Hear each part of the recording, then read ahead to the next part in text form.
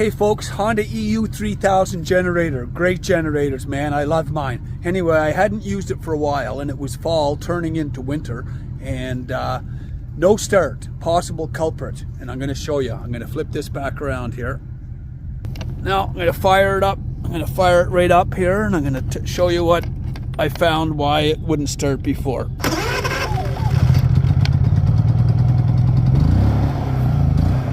There you go. No problem. Okay, we'll shut that off. So, here is the culprit. Underneath that cover, there's some insulation back in these areas here. And between fall and winter, when the mice are looking for a good place to live, they will go in there and they will tear that all to shit. Anyway, they had it packed all around the battery and all around the exhaust vent, and that was preventing my generator from starting. So beware of that culprit.